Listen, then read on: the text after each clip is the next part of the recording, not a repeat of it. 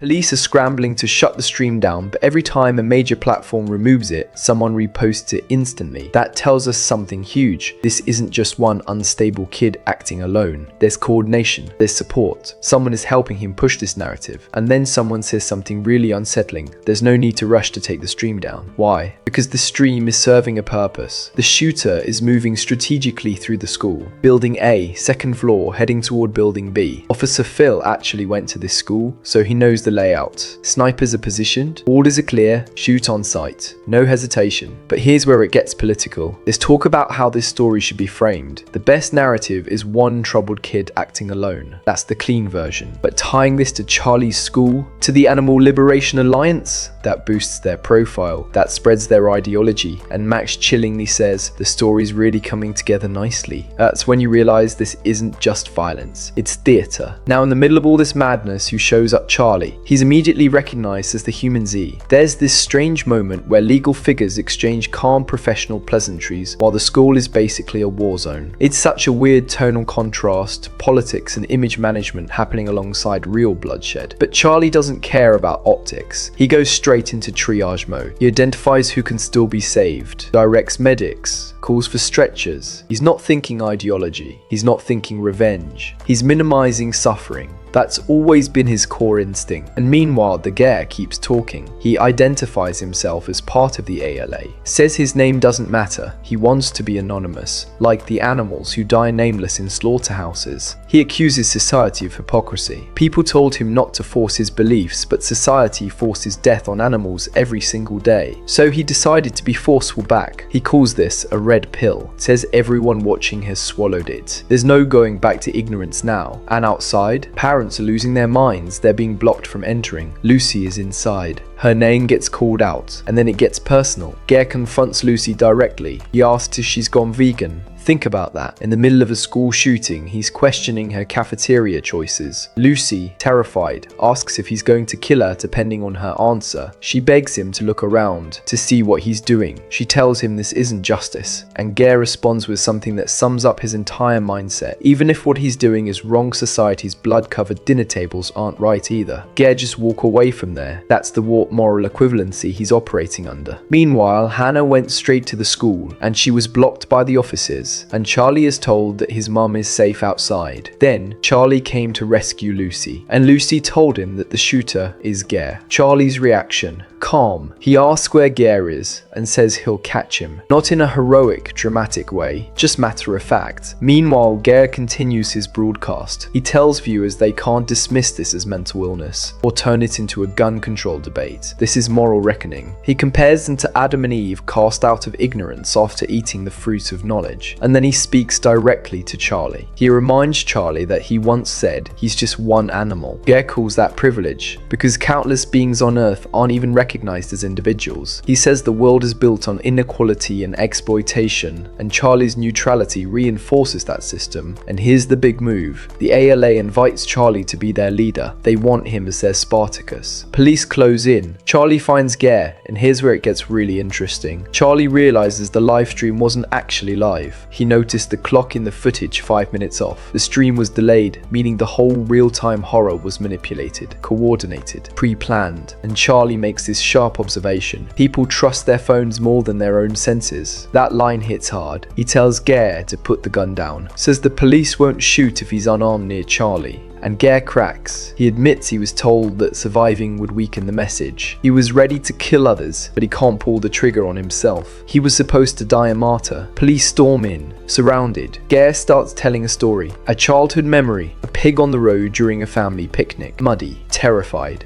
Adults take it away in a truck. He hears its faint squeals as it's driven off. Only later did he understand what that meant. As he grew up and learned more about animal suffering, those voices got louder in his head. And then he says something heartbreaking. He tells Charlie that because of him, he doesn't hear them anymore. And before he can do anything else, Charlie kicks him unconscious. Clean, precise. No speech, no hesitation. The martyr narrative gone. News breaks, the shooter is apprehended. Someone watching from behind the scenes comments that Charlie ruined the script. No martyr, no grand finale. And then we get this ominous line, end of Act 1, because this was never the end. Aftermath. Politics step in. Representative Linares shows up at Charlie's home, talks about possibly relocating him to new foster parents. Things are too unstable. Police try to take Charlie in for questioning. His mom shuts it down hard. He's a victim. Linares quietly advises her not to give him up. As long as he stays on their property, authorities can't easily control him. But there's a catch. Charlie can't act freely until the ALA is completely crushed. Life slowly tries to go back to normal. School resumes. Students are required to attend counseling for trauma. Lucy and Charlie talk over video chat. Lucy jokes about being Dr. Lucy and offering to counsel him, and then Charlie drops a bomb. He's thinking about taking down the ALA himself. He knows if he shows himself publicly, they'll approach him again. Lucy panics. She knows how dangerous that is. She begs him not to do anything reckless. He doesn't promise he won't, and then she insists she's coming over. She'll bike there in 40 minutes. She needs to see him, but just when you think things might calm down, someone shows up at the Stein's house. A man tells Charlie's parents that this isn't just his opinion, it's the will of the town. They need to leave. Take that damn monkey with them. That word is deliberate. Charlie isn't just controversial, he's being dehumanized. Despite saving lives, despite stopping the shooter, the town sees him as the source of chaos. Fear turns into prejudice. Prejudice turns into exile. In between at Shrews, where FBI agents Maurice Williams and Carl Foster arrive to investigate the situation. At the same time, tension in the town is clearly visible. The crowd openly refers to Charlie as a monkey and a cursed creature, claiming he is an unnatural offspring of a human and an animal, and that his existence goes against the laws of God and nature. They blame Charlie for the tragedy at Shrews High and claim that the town has had no peace since he arrived. Pastor Maxwell supports this view, framing Charlie as something evil or demonic. Lucy defends Charlie, arguing that they are wrong and that Charlie actually saved students during the shooting. However, the townspeople refuse to listen and accuse her of being foolish and deceived. The confrontation escalates until Charlie physically intervenes to protect Lucy, which the crowd then twists as proof that he's dangerous. The situation is only diffused when FBI agents arrive, and the Steins pretend everything is fine to avoid further escalation. Even as they leave, the townspeople warn that the law may protect them, but God's laws are above human law, implying future violence or judgment. Then scene abruptly shifts to hostility on the streets, where someone aggressively shouts insults at vegans, telling them to eat shit and chasing them away. It is then explained that this kind of harassment is happening all over the country. After the Shrews High shooting incident, public backlash against vegans and animal rights activists has increased dramatically. The situation has become serious enough that the FBI has formed a special task force, not necessarily because all activists are dangerous, but because the growing tension and violence between groups is becoming a public safety issue. After the confrontation, authorities begin discussing the broader investigation. They identify a corpse found in the woods as Rainey Ashcard, a diner owner who had disappeared earlier, suggesting that the ALA may be responsible. During the discussion, attention turns to Charlie, referred to as humanzee FBI officer Kyle, reference a report that was hidden from the press which states that during the school shooting, when police attempted to shoot the perpetrator, Charlie intervened to stop them. Some investigators interpret this as evidence that Charlie may be connected to the terrorists. They want to bring him in for questioning, but Phil said that they face a legal problem. Charlie is not legally considered a person, so existing laws do not clearly allow them to detain him. This leads to arguments between local police and federal agents about who made mistakes and whether the earlier ALA attack in New York should have been handled differently. Eventually, they agree that their main goal is to capture the ALA and restore order, but they also decide they will find some legal pretext to seize Charlie and bring him in for questioning anyway. News reports begin spreading information that Charlie saved the school shooter from being shot by police. This information appears to have been deliberately leaked, and it causes public speculation that Charlie might be connected to the ALA. Public opinion begins turning further against him. Meanwhile, Bert asks Lucy about something different about him, or he said something unusual to you. Lucy recalls something strange. The shooter said to her during the incident. He called her the girl with kaleidoscope eyes. At first, no one understands what that means, but then it is explained that it is a reference to the Beatles song Lucy in the Sky with Diamonds. The conversation then goes deeper into the origin of the song and how it was once rumored to be connected to LSD, though that turned out to be coincidence. The discussion then shifts again when they explain that a famous fossil discovered in Ethiopia, a 3.2 million year old Australopithecus skeleton, was named Lucy because the song was playing at the Drayton excavation site when the fossil was discovered. This Lucy was an early human ancestor that lived around the time when humans and chimpanzees chimpanzees diverged and had a brain size similar to a chimp but could walk upright. The implication is symbolic. Lucy existed on the boundary between chimp and humans, just like Charlie exists between animal and human. Then Deputy Phil Graham visited Ronnie Schultz, an influential man in town. Ronnie reveals that a group of grieving families and townspeople were planning to kill Charlie, blaming him for the deaths at the school. Ronnie says he managed to calm them down by promising he would make Charlie's family leave town, but he is not sure how long he can hold them back. Phil argues that Charlie is not involved with the terrorists and that his family is being dragged into something that is not their fault. Ronnie responds that logic does not matter in situations like this. When people experience senseless tragedy, they want someone to blame. He implies that if sacrificing one monkey keeps the town calm, it might be acceptable. Phil strongly disagrees, pointing out that they already caught the shooter and do not need a scapegoat. However, Ronnie counters that the real masterminds are still out there and that fear and anger are building. He describes the town as a dam which is about to burst with violence. Phil asks Ronnie to hold the decision about Charlie, and he will make Stein's family to leave this town. Later, Phil visits the Stein's house and tells them they found the kid who threw a rock through their window last night, a 12-year-old boy whose brother died in the school shooting. He asks whether they want to press charges, but Mr. Stein says they probably will not. Graham then speaks honestly and warns them that if they truly care about Charlie's safety, they should leave town. He says many people in town do not believe Charlie is innocent, and some might do worse than just throw rocks. He also explains that their house is difficult to defend because it is surrounded by large grounds and backed by mountains and wood, making it impossible to secure properly. Bert thanks him for the concern, but firmly refuses to leave. He explains that the land belonged to his grandfather and that they moved there 15 years ago when they adopted Charlie. He says raising Charlie was extremely difficult because there were no guides or manuals on how to raise a humanzee, and the environment in the town has always been complicated. Bert Stein explains why they chose to raise Charlie in Missouri rather than somewhere like a jungle or savannah. He says they wanted an environment somewhat similar to where a chimp might grow up in the wild, but more importantly, he explains that both chimpanzees and humans are highly social creatures. Because of that, they need relationships and community in order to develop properly. A humanzee like Charlie is no exception. Bert explains that Charlie had actually been enjoying his school life and integrating into society before the recent incidents disrupted everything. Deputy Phil continues trying to convince them that they are in danger and uses a metaphor. If someone saw a girl walking around topless, they would warn her to be careful. Bert responds by saying that ideally, women should be able to walk around however they want without being in danger, and that society should be responsible for making the world safe enough for that to be possible. This exchange shows the philosophical difference between them. Bert is talking about how the world should be, while Phil is talking about how the world actually is. Leaving from Stein's house, on the way Lucy arrives and Deputy Phil is surprised to see her. He tells her he thought he told her to stay away from Charlie's house, but she says she is not there to see Charlie. She wants to talk to Graham instead. He tells her to get in the vehicle, and as the car disappears down the road, one thing becomes clear. The story is far from over, and the truth they are about to uncover might change everything. The scene shifts to FBI agents Maurice and Kyle discussing the Allah and their interest in Charlie. They talk about how strange the entire situation is. Extremists committing bombings in the name of animal rights and trying to recruit a human-chimp hybrid sounds unbelievable, almost like something from a cartoon or satire. They begin analysing the LA's history. 15 years earlier, during a lab raid, the group seemed inexperienced and not particularly dangerous. After that incident, they disappeared for years and then suddenly reappeared with the New York bombing, now highly trained and disciplined like soldiers. This suggests that something major happened during those years that radicalized and organized them into a much more dangerous group. They speculate that Charlie himself might be the reason. Since Charlie was born 15 years ago, they wonder if the group had been waiting for him to grow up before making their move. However, they also question why they would wait until his personality and beliefs were already formed, since it would be harder to recruit him at that point. Despite the uncertainty, they conclude that Charlie likely holds the key to something important, something even Charlie himself may not know yet. At the same time, another conversation occurs involving Lucy defending Charlie's actions from an incident 10 years earlier, claiming that what happened back then was self-defense and that Charlie did not attack police without reason. This indicates that Charlie has a controversial past incident involving law enforcement that is still being debated and possibly misunderstood. Lucy's told that everything will be resolved once the ALA members are captured. However, there is also discussion about Deputy Phil visiting the Steins to warn them unofficially, suggesting that even within law enforcement, there are people concerned about Charlie's safety rather than treating him purely as a suspect. suspect. This shows that Charlie's situation is complicated. He is both a potential suspect, a victim, and someone authorities want to control. Later, Charlie's parents talk to him at home. Charlie shows them a photo Lucy sends him every day from school, showing that she's very important to him. Hannah asks him how he feels about Lucy and whether he likes her. Charlie explains that Lucy is different from his other classmates and that he wants to get to know her better. His parents interpret this as a sign that he is growing up and developing emotional relationship. They tell him that if he wants to build a relationship, he needs to open up and let Lucy understand him better too. This scene emphasizes Charlie's emotional development and his growing attachment to Lucy. Then Lucy texts Charlie casually, but then he realizes that Lucy has been kidnapped by ALA. Suddenly the tone changes, and Charlie gets a phone call from ALA. They tell him Lucy is with them but safe, though she is asleep. They say they are planning to leave Missouri soon because the police are getting too close, but they wanted to see Charlie one more time before leaving. They invite him to meet them and promise to tell him the truth about who he is and what happened 15 years ago. Charlie agrees to come alone, but warns them that if they hurt Lucy, he will kill them. This shows how important Lucy is to him and how serious the situation has become. Lucy wakes up and realizes she has been drugged and kidnapped. The ALA members explain that her mother was already asleep from sleeping pills when they took Lucy, so they let her alone. They also took Lucy's phone so she could not contact anyone. Lucy accuses them of brainwashing Gare and pushing him into the school shooting, but they deny brainwashing him. They claim Gare knew exactly what he was doing. They also reveal that when Lucy talked to Gare earlier, the audio was intentionally cut from the live stream as a signal specifically meant for her, showing that they had been watching her closely and communicating indirectly. They then tell Lucy that technically she's not even a hostage and can leave whenever she wants, but since it is dark and she is still drugged and disoriented, she cannot realistically escape. This psychological manipulation shows how calculated and confident the ALA members are. Lucy demands to know what they really want. They respond that they want the liberation of all animals, but the conversation quickly becomes philosophical and ideological. Max begins talking about Darwin, evolution, and humanity's belief that it is the ruler of all creation. He compares humanity to a character opening forbidden doors in a story, gaining knowledge that ultimately leads to destruction. He explains that his real goal is to accelerate humanity's evolution and push civilization toward a major transformation. He says the humanzee, Charlie, is a game changer that will trigger a paradigm shift in how humans see themselves and animals. Animal liberation is not just about animals. It is meant to trigger a global realization that humans are not superior beings. Lucy realizes that for at least one of the leaders, animal rights are not even the true goal. They are just a step toward forcing humanity to evolve faster. Some members acknowledge that their leader might be insane, but they do not care because their short-term goal of animal liberation aligns with his plans. The ALA members report over radio that Charlie has arrived and is alone. They prepare an ambush in the forest, planning to capture him. They discuss how Charlie has advantages because he is half-chimpanzee and therefore better at moving through forest terrain, especially at night. They warn each other to be careful and not underestimate him. Charlie approaches through the forest, ignoring the hiking trail and moving directly toward their cabin. A sniper tries to shoot him but cannot get a clear shot because of wind and darkness. Charlie suddenly disappears from the sniper's sight by climbing a tree, demonstrating his chimpanzee abilities and superior movement in the forest. He then fires a flare gun into the air which illuminates the area and reveals the positions of the ALA members hiding in the dark. This completely ruins their ambush and forces them to move, showing that Charlie is far more capable and intelligent in combat situations than they expected. Charlie takes down ALA member one by one. Charlie then confronts one of the members and asks how many of them are present. He says he does not care about all of them, he only needs the leader. He demands to know where Lucy is, and the captured member agrees to take him to her. After Charlie defeats one of the ALA members and takes his equipment, the group realizes through their communications that he now has night vision goggles that also transmit location data. They quickly understand that Charlie is moving very fast toward them and that he is using their own equipment against them. Stovall, the techie men who give location and data to his fellow member, is soon taken down by Charlie, and Major orders the remaining members to remove their headgear because the GPS trackers cannot be turned off manually. He instructs them to retreat to the cabin where they will confront Charlie together. Meanwhile, one of the remaining members accidentally steps into an old bear trap which clamps onto his leg. Charlie finds him and calmly points out that the trap does not appear to be one of their traps, but an old hunting trap for big animals. He warns the man not to move too much because it would dig deeper into his leg and tells him he should get it treated or he could lose the leg from tetanus. This moment shows Charlie's intelligence and calmness even in in a dangerous situation. Back at the cabin, Lucy is being held, but is given water. The ALA leader reassures her that Charlie told them not to hurt her, so she is safe. He then begins talking philosophically about life, religion, and evolution. He says that water is the source of life and wonders whether a creator really made humans in his own image and gave them dominion over animals. He says he has never received an answer to that question and praises Charles Darwin for explaining how the world works without needing a god or creator. He suggests that Darwin's theory removed humanity from its special divine position and showed that humans are simply part of evolution, like other animals. And Max then shifts the conversation to Lucy herself. He says he does not understand why Lucy is so important to Charlie. He explains that Charlie's foster parents being important makes sense because they are like his family or den, but Lucy is just an ordinary girl, though he admits she is cute and clever. He then reveals that he investigated her background and discovered that she has an unusual past. He asks whether Charlie knows about it, implying that Lucy is hiding something important about her identity or history. The scene ends with Lucy shocked and asking what he means, suggesting a major revelation about her past is about to be revealed.